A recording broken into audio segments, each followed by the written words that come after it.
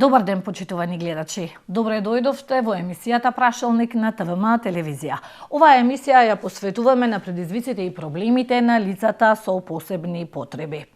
Мои и ваши гости денеска се Венко Голабовски, председател на Сдруженијето Мобилност, Весна Габеловска, активистка и родител на дете со церебрална парализа, и Анита Гаговска, извршен директор на Сдруженијето Порака Нова од Струга.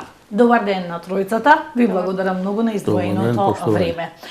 Знаеме сите дека голем е бројот на предизвиците и проблемите со кои што се соочуваат лицата со посебни потреби, инвалидизираните лица, децата со церебрална парализа.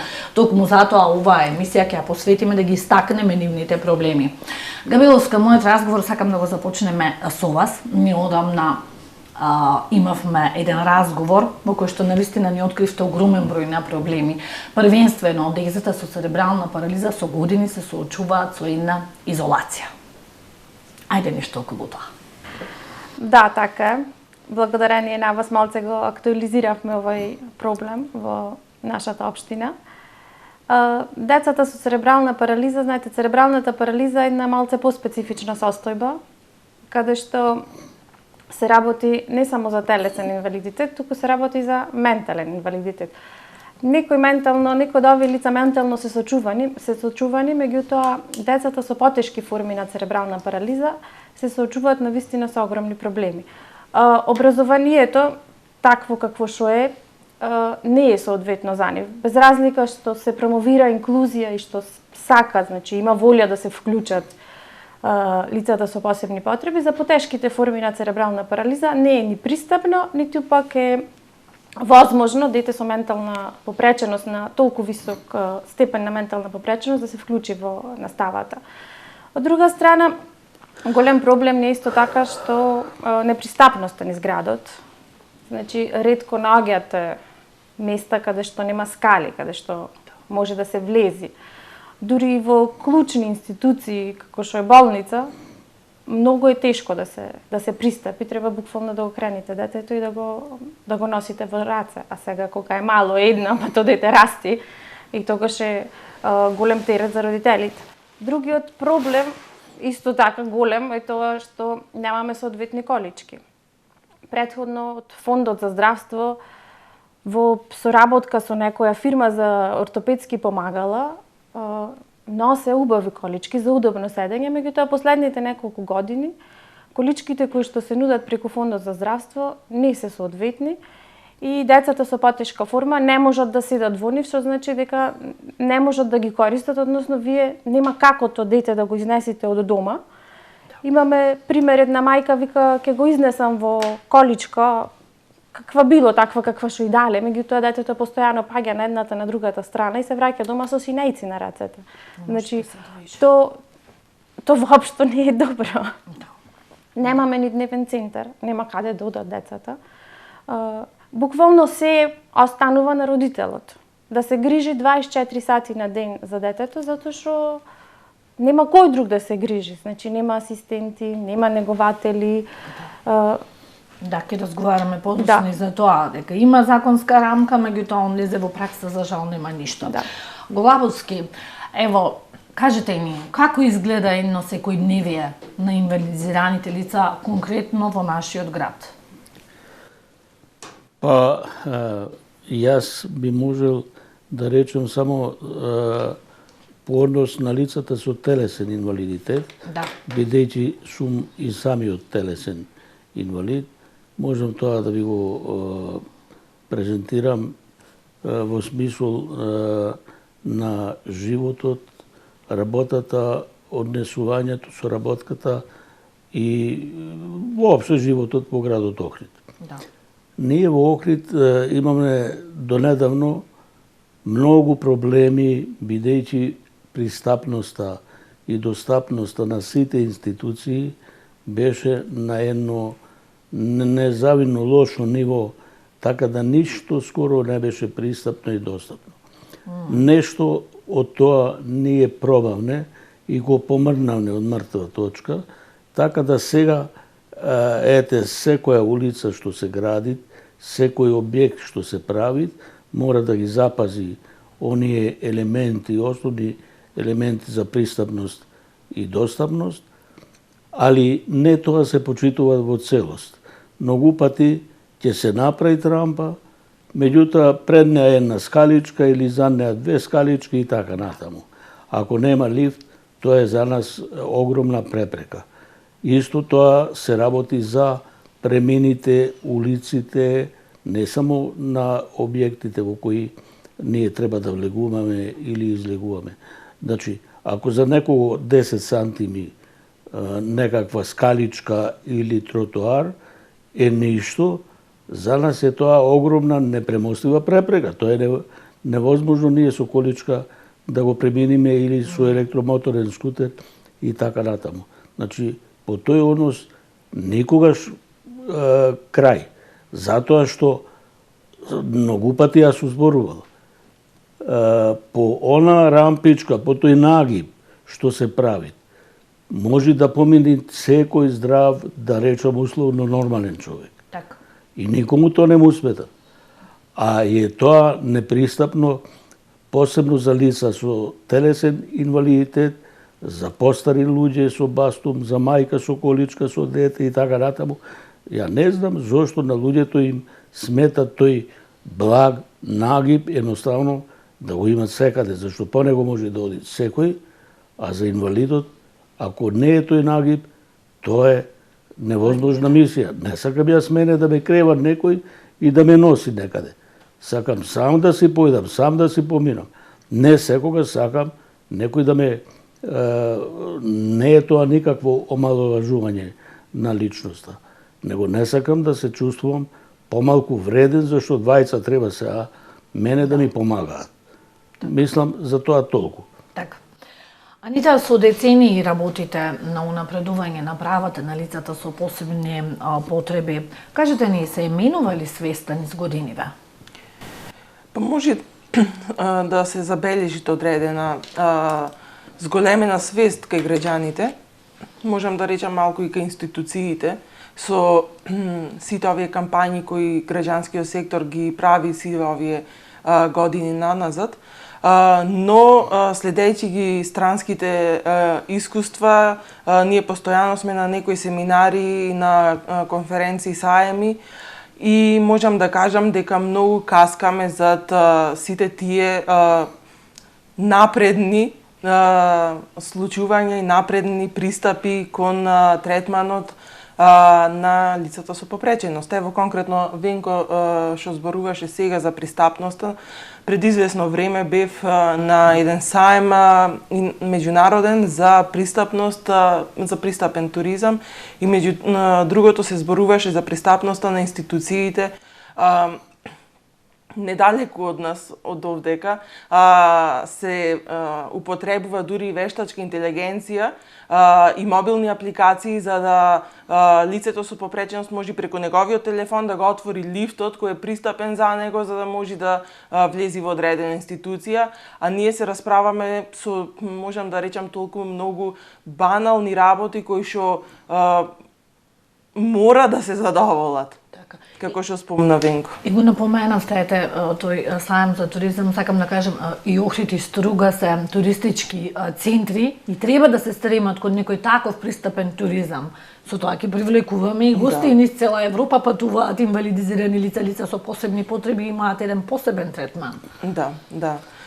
Ние како организација сме членка на меѓународната организација за пристапен туризам и на Европската мрежа за пристапен туризам и веќе почнуваме активно да работиме во тоа поле.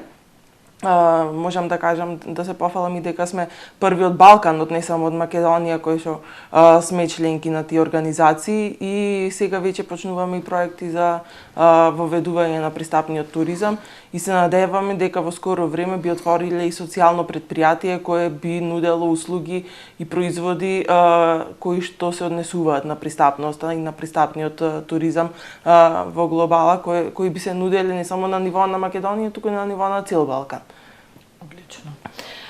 Габелушка, многу пати ќе кажете вашите деца се дискриминирани.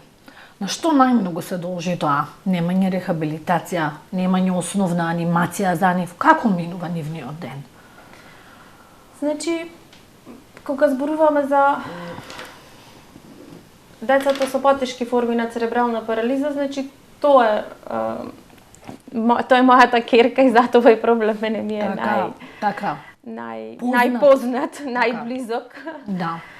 Значи, детето во главно цел ден е дома. Тоа се останува на родителот како ќе му го испланира денот. Значи, дали тоа ќе биде гледање цртање или дали родителот ќе се занимава со рехабилитација, со методи кои што ги научил. Рехабилитацијата е достапна, да речеме, ево ја имаме Свети Еразмо како македонски центар за рехабилитација. Меѓутоа не можам да кажам дека се занимаваат со некои посовремени методи. Значи, тоа се некои методи кои што ги научиле и се спроведуваат на тој начин. И самата рехабилитација до одредена возраст е на 3 месеци, а после е достапна само еднаш годишно. А тоа е премалку. Значи, на овие деца потребно му е секојдневно вежбање, затоа што, знаете, ние се движиме и на тој начин ги стимулираме сите ткива во нашите тела. Кога не се движите, значи настанува еден процес на хипотрофија, атрофија, каде што страда целото тело, сите ткива и органи, затоа на овие деца потребно му е да се внесува од надвор, значи ние да ги правиме движењата наместо нив како би ги одржале во добра состојба. За жал тоа е оставено на родителот или да плаќа физиотерапевт кој што ќе го вежба детето, кој што често и мислам тоа е доста коштан. Другиот проблем ние што немаме кој да ни помага. Значи нема негователи, нема асистенти, нема детето со кој да излези од дома за да на некој начин се одвои од родителот и стекни некој степен на независност, да речам. Постојано се врзани со родителите. И тука се одвива тоа околу целата таа атмосфера дека детето постојано е со родителот не може, голем дел од нас сме академски образовани. Ние не можеме да се вработиме, да најдеме нормална работа, затоа што нема со кој да го оставиме детето. Да. Пластови проблеми. Да. Голабовски, пред неколку години, сега не можам да се сетам, вие се сеќавате, баш имавте еден проект за тие лични асистенти кои што му помагаа на инвалидизираните лица. Тоа траеше не знам колку месеци и заврши. Од тогаш немате никаква помош на тоа поле. Ете така. Пред 4-5 години ние тука организираме и бевме организатори на тој проект за персонална асистенција на лица со било каков инвалидитет. Јас би рекол, не го користам тој термин посебни потреби, зашто и ми сметат. Ја немам никакви посебни потреби него вие, исти потреби имам кои вие, али сум невалиден, например, јас за трчање, некој е невалиден за друга работа, така да не го користам тој телесен инвалид, мене тоа не ми смета. Јас си мислев дека тоа малце повеќе ве повредува, па затоа го користиме терминот. Надпросечно добар и знам како изгледа животот од онаа страна на здравјето, а сега знам како изгледа од оваа страна и затоа можам да воспоставам паралела. Значи, ние немаме никакви посебни потреби, али имаме потреба од некаква помош. Во смисол на тоа ние организираме еден пилот проект за помош на лицата со било каков инвалидитет, значи не само со телесен инвалидитет, и тоа траеше неколку месеци, тоа пред 4-5 години, и после тоа беше финансирано од Европската унија. Сите имавме, ми се чинит во Охрид 8 лица опфативме со тоа и имавме персонални асистенти, така да луѓето беа стварно задоволни, им покажавме на структурите кои треба малку да размислуваат не само за нас, него за она што можда утре и нив ги чека. Така. Зашто телесен инвалид може да стане Така. или лице со било каков инвалидитет со овој темпо на живот и со овој темпо на размислување. Секој ќе легне навечер здрав, прав, сабајле се дига, ќе завлечи нога, ќе бафтат со глата или ќе му треби некаква помош. Значи, во тој поглед ние организираме и им покажуваме на луѓето дека може да се помогне да мајката не мора да биде врзана и 24 обврзана часа. со своето дете кое има некаква потреба од некаква помош. Било да оди на училиште, било да работи некоја работа, да помага во куќата и така натаму. Значи, сопругата моја или синот не мора веќе да биде врзан со мене и така натаму. Затоа што пред малку таа рече дека овој нејзината работа со детето е 24 сата. Ја викам 25 сати. Ако некој сака да свати, зошто 25 сати нејзиниот ден трај? Затоа што пола сат пред мене жена ми или тој помошник треба да се дигне, да спреми себе си, да среди све, па тек мене да ме спреми и навечер пред да легнам мене да ме спреми, па тек после пола сат уште себе си да се спреми да поспреми све, да го гаси светлото. Значи, не треба родителот или помагателот да е целодневно или 100% врзан со телесниот или инвалидот од било каков инвалидитет, него треба, а може да биде тоа да оправи државата, општината или било кој. А зошто прекина тој проект?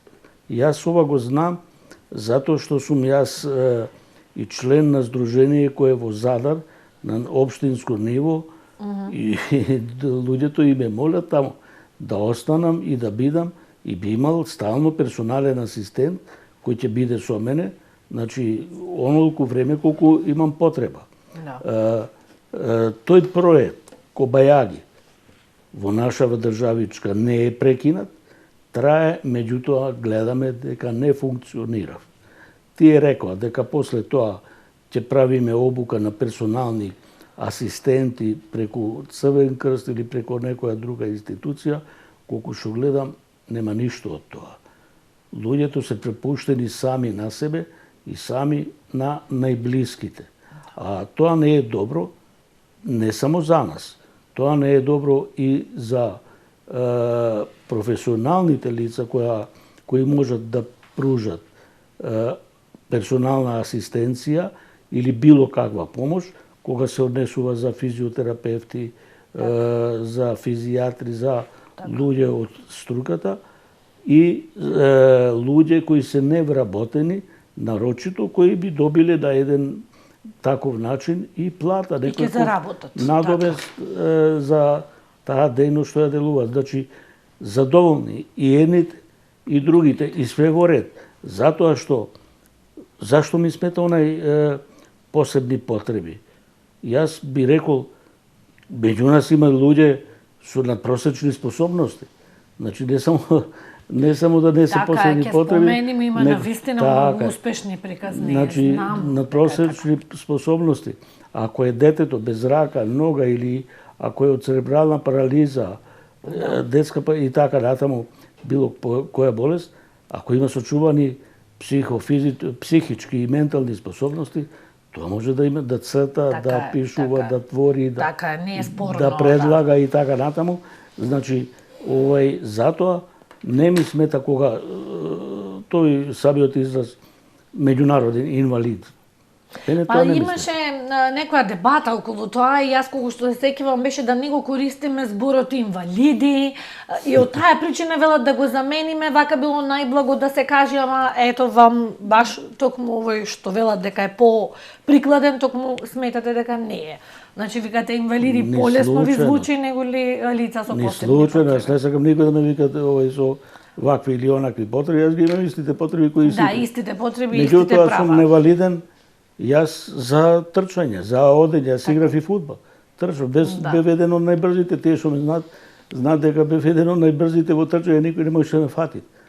Бев надпросечно способен, веројатно знаете вие, дека летач бев, јас војни пилот. Да. Значи јас завршив и средно летачко училиште во гимназија Маршал Тито во Мостар и академија во Задар и ме оставија да работам од првиот ден до последниот ден во таа академија како наставник. Така. Не е спорно Така да мене не ми смета што јас после тоа, ето, со стицај на разноразни околности што ни се дешаваа тогаш во државичката, јас постанав инвалид. Така. И сега ето ме тука во Охрид. Така е. Благодарам. Анита, во вашата програма имав прилика да ја разгледам годишната програма, предвидувате лиценцирана социјална услуга одмена на семејна грижа. Ајде малку појаснете ни, што значи тоа и што би значело за семејствата? Да, во суштина се две услуги кои ќе ги нудиме нови.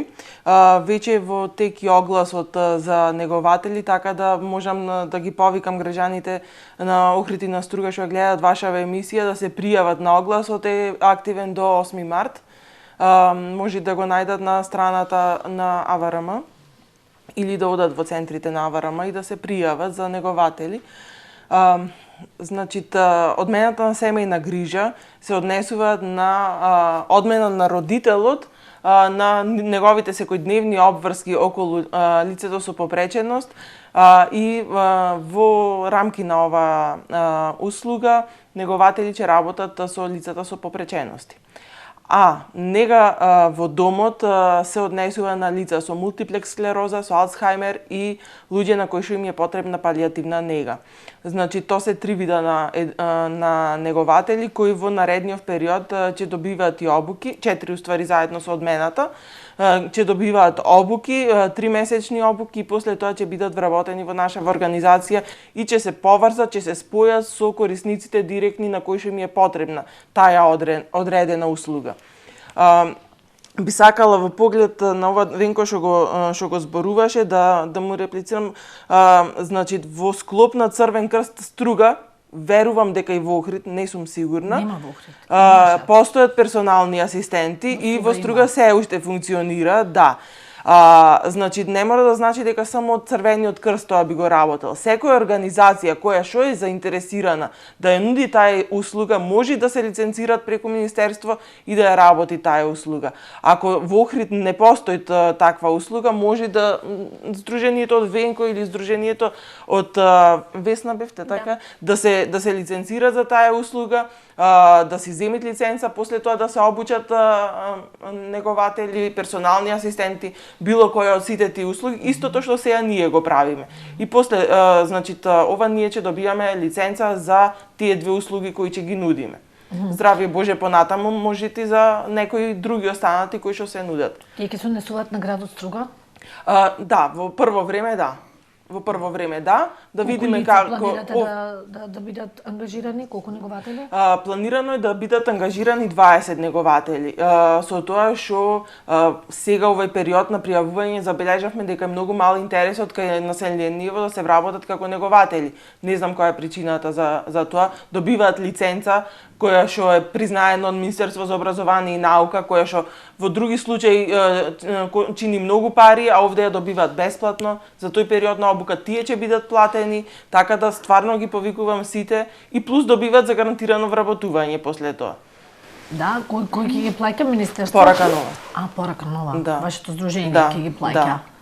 Сето тоа ќе функционираат после тие 10 месеци пилот проект, доколку биде успешно, доколку видиме дека е успешно, после ќе се продолжи да функционираат како социјално предпријатие и ние ќе бидеме лиценцирана организација од Министерство за труд и социјала. Истото, пак ќе кажам, може да го направат сите други организации да се лиценцираат на тој начин и да ја водат таа услуга. Овие негователи ќе бидат ангажирани по неколку часа, претпоставувам, не полно работно време. Полно работно време. Полно работно Да, време да. во едно семејство или не во повеќе? Не, можат да се поделат на неколку Да зависи каде семејства, колку помош е потребна. Да. Да. Може да прашам? Да. Кога ќе заврши ова 10 месеци, после кој ќе ги плаќа? После тоа е предвидено, значи, пошто ние ќе се лиценцираме од Министерство за труд и социјала, корисниците добиваат субвенција за 4 сати во текот на денот да им биде платена од страна на Министерство, со тоа што после тоа нас би ни плаќале за одредено лице корисниците, а сите дополнителни сати после тие 4 би се плаќале приватно. Во секој случај пак е одредена помош за семејството, иако се 4 сати на почеток.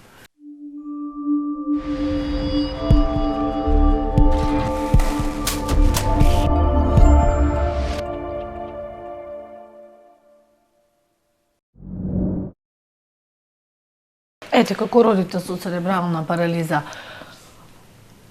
кога сте ангажирани 24 часа со вашето дете, како успевате да остварите приходи, да работите? Значи, имате сигурно и пријатели кои што се нашле во истата ситуација, и ние имаме. Како да се успее и да се чува тоа дете, и да се оди на работа, да се заработи, за да може да се преживее?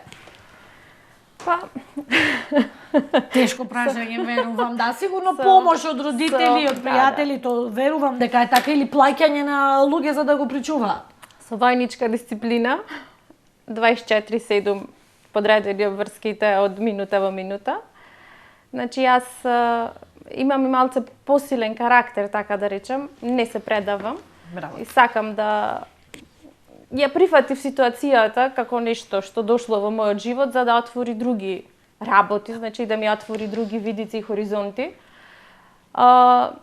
Барајќи терапија, соодветна терапија за рехабилитација за мојата ќерка, затоа што класичните, пристапните кај нас не беа доволни, таа е со тешка форма и не помагаа.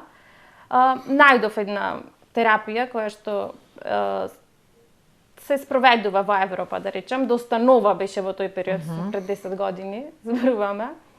И ги поканив дали би дошле кај нас за група дечина, затоа што тие патуваат и така ги нудат и нивните услуги, има центар во Белгија и нудат услуги и низ Европа, одат и во Африка. Така. И дојдоа тогаш во Македонија и бидејќи некако јас им се допаднав на начинот на кој што работам и на кој што се однесувам, не знам, ми понудија да работам заедно со нив. Така што мојата работа е неколку пати годишно, патувам, значи одам во Романија, имаме група каде што држам обуки за терапијата. Да. Понекогаш со нивниот тим одам во Шкотска, во Италија, зависи каде те имаат потреба. И во другиот, значи тоа се случува 3-4 пати годишно, кога моите родители треба да ја причуваат ќерка ми. И остатокот од годината сум дома и работам, значи, преку интернет, комуникација со родителите, значи таков начин најдов да работам. И то навистина мора да се има војничка дисциплина и строго да се држи до сите обврски што ги имам во текот на денот. Се бираат приоритетите, нормално, се што не е приоритет оди на страна, го оставаме за некогаш понатаму, кога ќе му дојде време. Мора да се сготви, мора да се исчисти како сите дома што прават, затоа што немаме пари да плаќаме за некој тоа да го прави за нас. Мора да се извежба Ана, затоа што мора, инаку не може. Мора таа да се нахрани, да се облечи, да се искапи. Вие вежбате со неа? Да, јас, значи то морам да одвојам одреден дел од денот и за то. Па имам уште едно дете, морам и него да му обрнем внимание. Значи, тоа е, немам, ако некој оди на кафе, јас не одам на кафе, немам социјален живот од тој тип. Не можам да одам на кино, на театар. Тие работи ми се исклучени од животот, меѓутоа со овој другиот дел најдов некако начин како да растам и да се развивам себе си, да. И да бидам задоволна од себе, да не потпаднам во ситуација на депресија и нипотиштеност. Браво. Главовски, инвалидизираните лица, колку имаат пристап до институциите? Ете ме интересира, вие лично, која би сакале да одите во општина, да извадите некои важни документи, сакате и да бидете самостален некогаш, не може секогаш синот и сопругата. Колку вие имате пристап, ете, и до здравството би прашала, и до општината, ете до некои институции, кои што до МВР, до судот, каква е пристапноста конкретно до институциите? Вака. Ние со години назад, барем 20 години, јас ја трубам истава оваа приказна. Ја кажувам, каде има пристапност, каде нема, се оди, не е све на мртва точка. Се помрда од тука, може би нешто е поправено, али сето тоа недоволно. Недоволно затоа што не сите објекти што се прават, чак и новите сега, се пристапни и достапни за лицата со телесен инвалидитет. Кога јас сакав малце да се обратам на мајката со дете, со, како рековте, посебни потреби или не знам какви потреби, таа треба да се има и свој живот. Не да навлегува, ви напомнав, дека ова што Ане сега напомнува со тој проект, јас би сакал.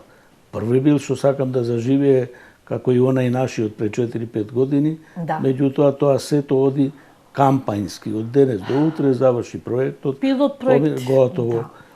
Државата треба да си превземе обврска, дали таа ќе го превземе државичкава наша Македонија од 2 милиона жители сама на себе или ќе го препушти на општините, тоа не треба кампањски. Луѓе со инвалидитет све повеќе и повеќе ги има во државата. Јас не сакам сега цифри да спомнувам, затоа што не е место, али сакам да ви речам дека тоа не е кампањска работа, тоа е континуирана работа, тоа е континуитет за животот и работата во една општина, како што се посовремениве центри, поготово туристичкиве центри, како што се нашиве Охрид и Струга.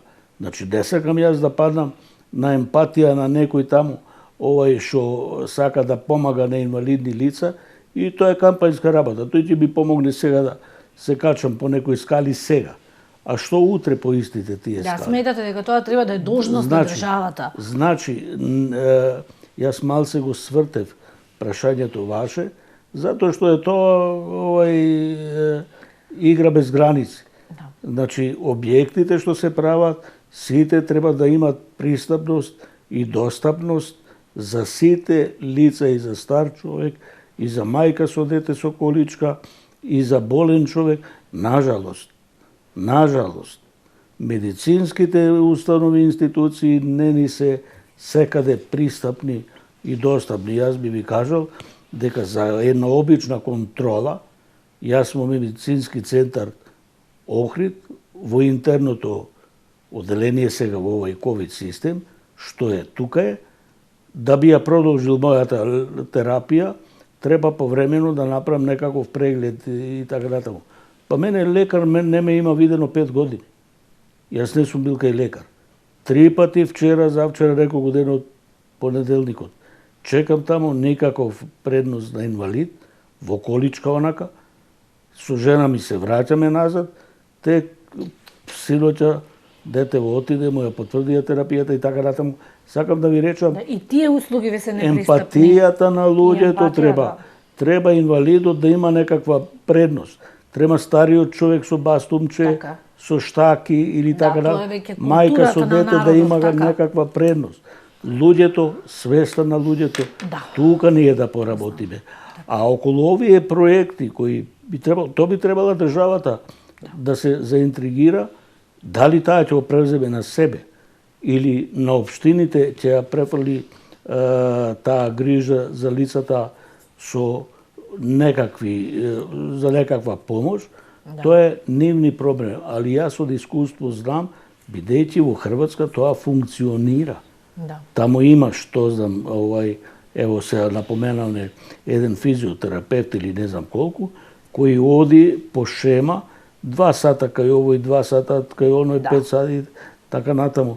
Или помошник, придружник, или личен асистент, персонален асистент, како сакате наречете го, кој му помага на лицето во смисол мајката да биде или со свој работни обврски, или со свој приватен, личен живот. Не треба да биде обседната да рече, јас не знам што е пиење кафе на плоштад. Треба и таа него да си оди за своји потреби. Сакам да ви речам, тоа не е невозможно, али нажалост кај нас оди кампањски од денес до утре и луѓето, што е најбитно, не веруваат. Ево личен пример.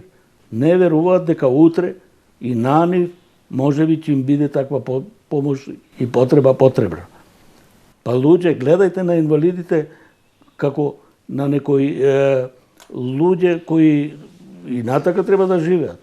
На нас не ни е ограничен животот или векот или скратена поради тоа што сме со след на некакви околности постанали инвалиди, затоа што како што наведов преска, секој здрав човек може да има потреба од некаква помош од некого. Така е. Анита, работевте еден проект во кој што имавте обука со дигитални вештини на дел од вашите штитеници. Имавте ли тука успеси, ќе продолжите ли со такви работи, колку се тие важни? Пред да зборуваме за онаа тема колку вработување имате изминатите години на овие лица, подоцна тоа, сега околу ова.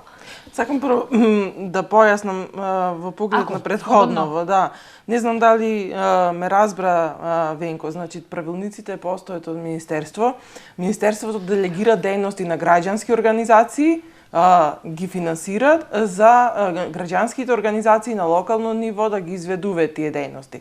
Така што сите организации кои што се заинтересирани на локално ниво може да се лиценцираат и да ја работат континуирано таа работа, не на база на проект. Ви стојам на располагање, значи да ви помогнам околу сета таа работа. Ете, околу тие документи и да ви кажи што се може да се направи, би било добро да се направи, што ми има таква можност. Ајде сега околу обуките што ги правевте. Околу обукиве. Значи, минатата година, како што беше и короната, минатите две години, како што беше и ковид пандемијата, корисниците од дневниот центар останаа дома и ние моравме да најдеме некој начин за да ги анимираме во тој период. И во соработка со нашите колеги од Порака наша од Куманово, имплементиравме еден проект за стекнување на дигитални вештини кај лица со попреченост. Значи, голем број на апликации, долга листа беше да не ги спомнувам сите, направивме план, направивме обуки, на прво место ги обучивме како Zoom да користат, па после преку Zoom да ги обучиме за сите тие други апликации кои што на некој начин на секој различно би им користеле. И испадна многу успешна таа обука и беа заинтересирани за други апликации да ги научат, зарачо голем дел и од нив користат мобилни телефони, ама многу често само игри играат на нив или на Facebook се, така да ги обучивме, исто и ги обучивме на кој начин ако користат Facebook или други социјални мрежи да си ги заштитат и личните податоци. Так. Значи, имаме корисници кои што многу често поради тоа што си бараат друштво, знаат и во несоодветно време да му пишат некому или да го вознемируваат со пораки, така да и во поглед на тоа однесување на социјалните мрежи ги обучивме. И планираме во наредниот период, значи имаме една иницијатива за се вика иницијативата само застапувачи инфлуенсери. Значи не да ги застапувам јас како застапник, туку самите да се застапуваат и на некој начин да се гласни на социјалните мрежи и да ги изнесат потребите нивни, проблемите со кои што се соочуваат, на некој начин да си имаат еден нивни блог. Баш са Бајлево следам една девојка од Босна која што има таков блог на социјалните мрежи и постојано изнесува и убави и лоши работи со кои што се среќава и на некој начин го освестува населението на тој начин. Сами влијаат. Да, истото сакаме да го направиме и во и кај нас, така да во наредниот период 5 лица со попреченост или од други ранливи групи, не мора да се само со попреченост, заедно со млади лица кои што би биле како ментори и би работеле во пар заедно, би научиле како да си изградат сопствен блог преку кој што би се само застапувале. И би допреле до на крај не само до населението, туку и до оние креатори на политики кои што се одговорни за решавање на некои клучни проблеми. Одлично. Гавеловска, Закони има, сите знаеме. Еднаш кога дискутиравме ви пратив таму куп привилегии што ги најдов во законите и си викав ако ги има овие, значи сигурно немаше да слушаме вакви поплаки. Има дека следува личен асистент, следува рехабилитација, следува парична помош, следува нега. Но во пракса, што добивате, ете како родител? Кажете ни, каква поддршка добивате од државата? Значи, јас лани, 25 март, денот за подигање на свеста за церебрална парализа, присуствував на еден ваков зум состанок, имаше представници од државата, од институциите, и кога тие ни кажеа шо се ние имаме, Просто да не се верува. Јас си помислив, нешто мене ми фали, не знам да си ги земам работи. Многу наистина во законот има многу Во законот привилегии. имаме то да се прочита, ние се си имаме, гајле да си немаме.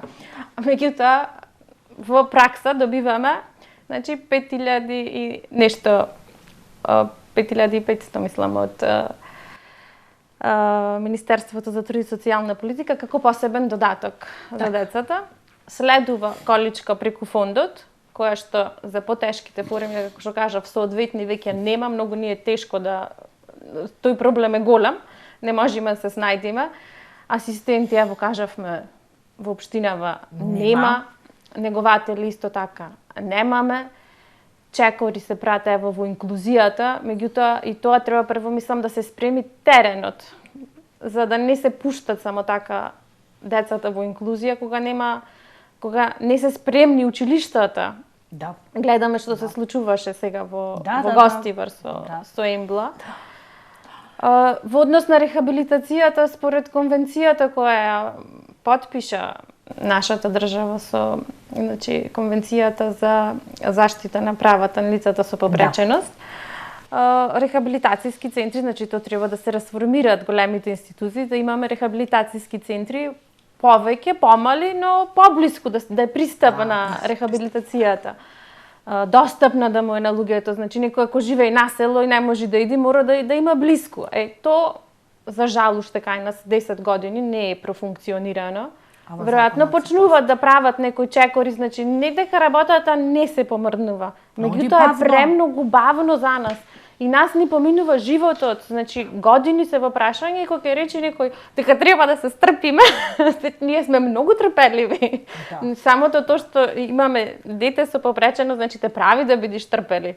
Ама мора тоа негде да се почне малце побрзо да се движат работите. Да, и многу ми е дека мило. се превзема нешто. Сега од Анита што слушнав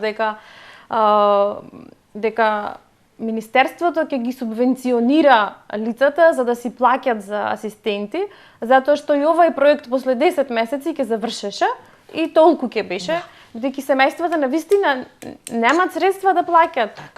Сегда е само еден вработен и системот некако е многу чудно поставен, има многу нелогичности. Значи, ако 20 родители, замислете сега, ако 20 родители работат, тогаш едниот родител има право да побара скратено работно време од 4 часа. Така. И да седи дома со детето. 4 часа плаќа фирмата, 4 часа плаќа државата. Ама ако имаш дете со тешка форма, па немаш как. Едниот родител е врзан со детето. Да човек да го чува. И сега ти како? Не можеш да одиш на работа, а со тоа што не одиш на работа, не се стекнуваш со правото за скратено работно време, ти не се двајцата вработени. Така, пак Да. е небулоза. Од друга страна, кога зборуваме за посебниот додаток, значи имате деца со многу лесна попреченост. Тие одат на училиште, самостојни се, студираат, родителот не е врзан никако со нив. А за сите истиот. Да, истиот е. А имате деца 24/7, има родители буквално главата вака мора да му држи главата на детето додека спие, затоа што ако му падне ќе се угуши. Значи, и сега замислете вие тој родител 24 сати што е врзан добива само 5500, не може да оди на работа, ниту правото за скратено да го користи затоа што тој е условот таму. И добива ист додаток како и сите други кои што можат да функционираат поинаку. И тоа во системот мислам мора некако да се сменат тие закони, да се прилагодат. Не се далеко балканските земји, во сите одоколу имат сето тоа поинаку регулирано. Значи сегде степенот на попреченост поинаку се гледа и поинаку им се помага на семејствата и на лицата. Да. Имавме на работна група токму за ова, за користењето на социјални услуги и за МКФ, комисијата сега нова што се формира. Значи, јас дадов таму еден предлог. Ова што го кажа е сосем точно, значи дека сите добиват исти додаток и сите се сведени на едно исто рамниште, барем до сега. Јас предложив, значи, во зависност од колку различни потреби имат одредено лице со посебни потреби, да се одредат кои све услуги би ги користел. И на тој начин да се одредува додатокот. Така. Кога ќе се реши то, искрено не знам, ама ево, барем со трансформирањето на комисијата за категоризација, имам надеж дека барем ќе се раздвижи на некаде, на подобро тој предлог. Така. Голабовски со децении, веќе десетина години сигурно поминаа од прв пат кога снимавме, кога изработивте еден проект за плажа во Охрид. Инвалидизираните лица живеат на брегот на Охридското езеро, а немаат плажа. Замислете, езерото им е непристапно. Стварно е тоа, да не речам, да вистина е погубно. Зошто овој проект остана само на хартија? Не е голема инвестиција. Каде е проблемот? Кој нема слух за ова нешто? Тешко прашање, заправо тоа е многу едноставно со два збора, ја можам да го кажам, како што ја не го знае одговорот на ова прашање. Ние се уште не заборавме тој проект. Тоа заправо не беше само наш проект, тоа е пресликан проект од Хрватска, од плажа која јас веќе 2-13 години ја користам. И одам секое лето по 2-3 месеци, 3,5 бев лани, пошто одамна не одев ради ковидот. Така. Не е проблем тоа да се направи. Тоа кошта ништо. Тоа јас лично би го направил. Проблемот е сега, а не тоа го знае, што брегот на Охридското езеро, односно Охридското езеро, што крајбрежието, не е македонско, не е Охридско, него е македонско. Затоа решаваат министерствата. Второ, Охрид како членка на УНЕСКО сега потпаѓа под одредени работи каде што не смее ништо да се модифицира, гради, ствара, нарушува изгледот околу бреговите на Охридското езеро и тоа е точка. Ние лани пред 2-3 години, а не мисля, че тој проект го туркавме и кога дојдовме до тоа да го направиме веќе, а иначе овде говориме уште 5-6 години со доктор Јанев, магистар, не е битно, кога требаше тој проект да го реализираме пред 5-6 години и имавме готово и лоциран локација и период и место и тоа не се некакви, да речам, средства материјални во прашање. Меѓутоа, дојде до смена на власта, ништо од тоа не бидна, а сега не може поради други причини. Ние можеме пред 2-3 години да го реализираме. А не се сеќа, учествуваше во тој проект. Меѓутоа, рекоа, тој не може да помине, затоа што е нарушување на брегот на Охридското езеро. Какво нарушување? А тоа вие го рековте за Охриѓани за мене. Да. За мене најмалку е битно и не за гостите. Секој ден крај езеро, тука сум на брегот. Тоа е за сите македонци. Ние во нашите апартмани, 13 апартмани поседуваме, тука идат преку 600-700 лица со телесен инвалидитет од цела Македонија. Тоа е за сите европјани, за сиот светски, да речам, инвалиден систем, кој ќе види тамо на интернет, сега е цел свет едно мало село, и ќе види има во Охрид таква и таква плажа, со пристапност и достапност, и тој ќе дојде да летува на Охридското езеро, баш поради таа плажа. Сакам да ви речам, значи, не само за нас, не само за перспективата на самиот град Охрид и промоцијата на Македонија, него за целиот свет тоа е добро.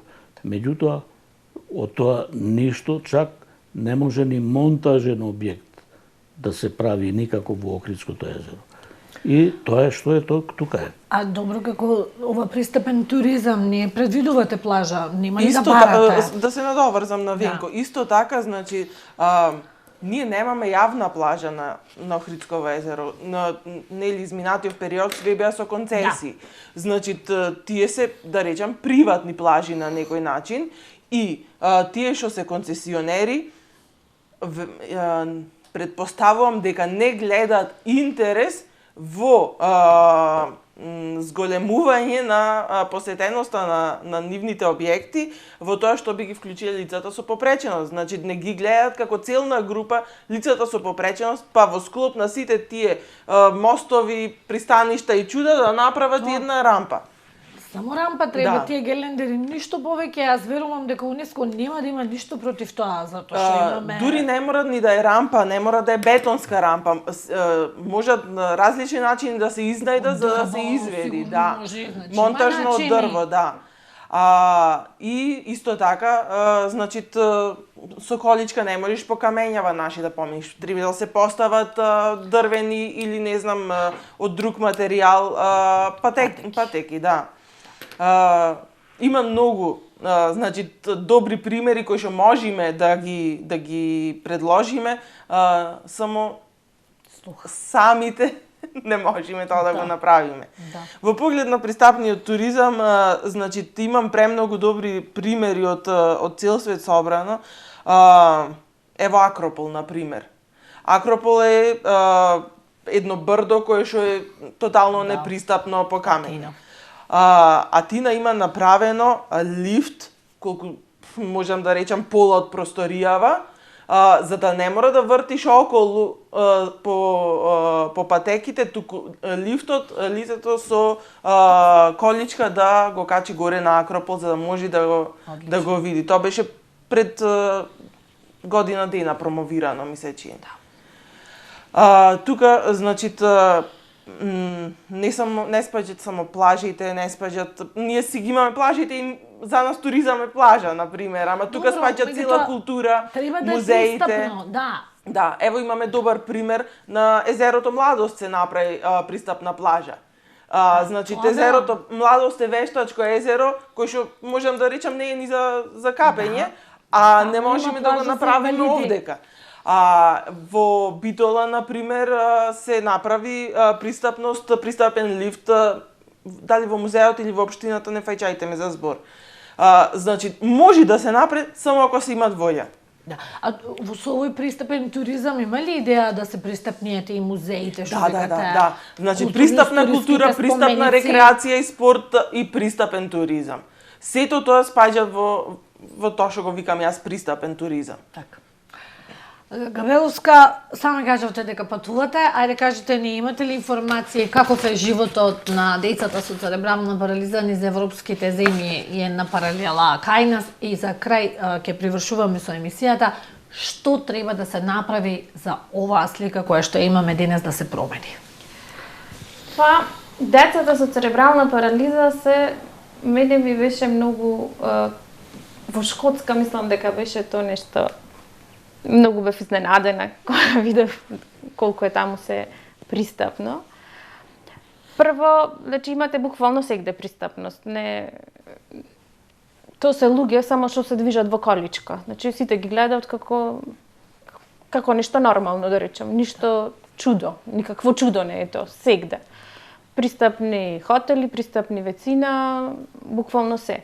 Понатаму луѓето што се, значи, во ресторан седите, ако помините со детенцето, тие сите сакат да му пристапат, да му зборнат.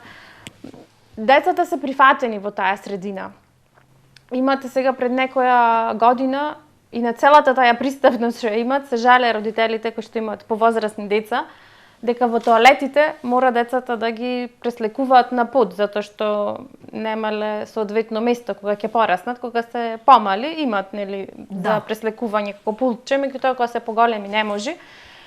И во Обединетото кралство подхитно донесоа закон, сегде каде што има поголем, значи каде што има повеќе луѓе како трговски центри, забавни паркови, да се опреми еден специјален тоалет кој што ево вака мислам изгледа толку е голем колку ова е просторија, каде што имате и дигалка што ќе го дигни детето да го стави до креветот за преслекување, значи имате и туш и сите потреби. Да. За понатаму семејствата се многу поддржани од општеството. Значи дома им го адаптират домот според потребите. Добиваат секакви помагала. Значи овие дигалките се исто така многу важни затоа што ние на раце ги дигаме децата. Кога имате колку растате се потешко и се поневозможно тоа да се прави. И значи забавни паркови буквално сегде, значи сегде кај што одат другите луѓе, одат и овие деца. Сите права, ги имат, како и останатите. Да, ги имат сите права. Не се чувствувате ни маргинализирани, ниту пак дискриминирани. Да, родителите одат на работа, има училишта, некои одат во инклузија, некои одат во специјални училишта. За едно дете имате 13 во специјалните училишта, например во Англија, многу интересно тоа беше за едно дете, програмата ја прават 13 стручни лица во училиштето. И во група се по 5 деца и се со различна попреченост, значи некој има аутизам, се движи, меѓутоа сите некако заедно играат и се сретнуваат па на одредени часови се разделени. Во Холандија има еден многу убав пример. Тоа е нешто, мене беше исклучително интересно. Во училиште, значи на сред училиште, направија класна тркала се вика, и тоа е училиште за деца со тешки форми на церебрална парализа, затоа што полесните беа вклучени во образованието, меѓутоа потешките не беа, и ова е проект на еден физиотерапевт кој што понатаму го расширија низ цела Холандија. И сега за да другите деца влегуваат кај овие деца, ја ставија библиотеката таму. Значи тие заедно и нема асистент да го однесе детето на час, некои часови му се заедно како музичко на пример. Туку ќе го доне детенцето, некој дете од класот, да оди да го земи дете во количко, за да му се приклучи нив на часот. Значи и различни активности, гледав дека имат кај пожарникарио да видат што се случува таму, па на село со животни. Значи екскурзии, значи буквално се што има за другите деца, има и за овие деца. А за нас тука битка имате пред да, вас. Битка водиме со големи безброј предизвици. Да, водиме големи борби. Да го објасниме очигледното, да се види нешто што е, значи ова често велам дека е највидливата попреченост, значи не можеш да промашиш, а толку невидлива за општеството. Да. Голабовски, ако може истото прашање и за вас? Вака, јас како заклучок на сево ова, би сакал да кажам дека ние воопшто како државичка, како луѓе овде, не треба да ја откриваме топлата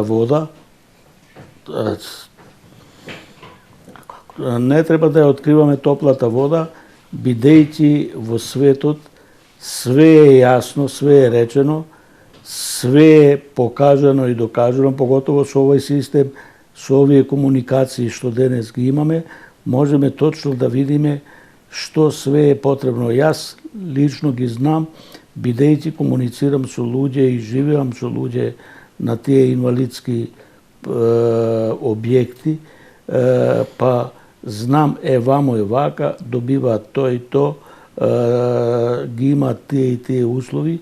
Значи не треба ние специјално ништо да сториме. Ние треба да поработиме на емпатијата на раководните органи, на структурите и на нашата власт, на луѓето што ги носат законите. Сево ова кошта, да не речам ништо, по однос на она што во државичкава и во светот се троши. Значи сето е откриено, сето е речено, сето е покажано, да инвалидните лица или лицата со некакви екстра потреби не се ускратени, односно да го живеат нормалниот живот, и не само тие, него и нивните најблиски, па и целата околина. Сето тоа не кошта, не знам колку, само кошта свеста на луѓето. Кога тие едноставно ќе мафнат со рака, а тој инвалид ништо не му треба. Значи све е возможно, све е достапно и пристапно. Така. Не е проблем да се напише или препише некоја програма и да се оствари тоа. Само треба нашите надлежни тоа да го сватат и да стават амин тоа да се реализира, не да остане само мртво слово на хартија, како што е и конвенцијата и многу работи кои се донесуваат ад хок, кампајски. Така. Благодарам. Благодариме. Анита, вие што мислите, значи, што треба да се направи за да ги подобриме овие состојби? Сони, што треба Тешко да се прашање, тешко, направи, што многу не треба работи, да се верувам, но ете, како да се подобрат, се борите, еве, со децении. Да, значи, како што кажа Венко, не треба да измислуваме топла вода. Работите постојат, само треба да се усогласиме и малку побрзо да ги воведуваме во пракса. Јас значи би препорачала пожелно да има добра соработка помеѓу јавниот сектор и граѓанскиот сектор.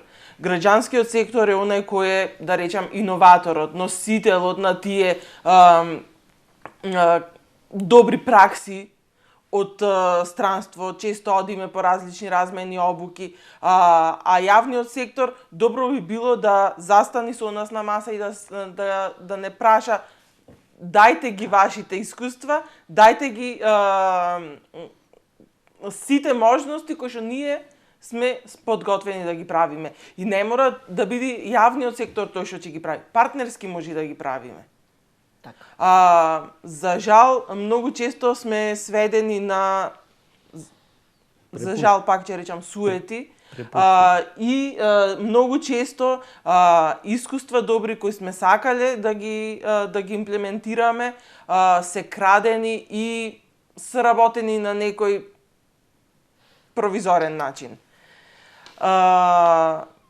Ги имаме и искуствата, го имаме знаењето и бараме да бидеме искористени во полза на лицата со попреченост. Така, да се подобрат состојбите. Ви благодарам многу на тројцата што издвоивте време и што бевте дел од емисијата Прашалник. Посакувам да останете вака позитивни и ви посакувам многу успеси на полето за унапредување на правата на лицата со посебни потреби. Почитувани гледачи, вам ви благодариме на вниманието. Довидување.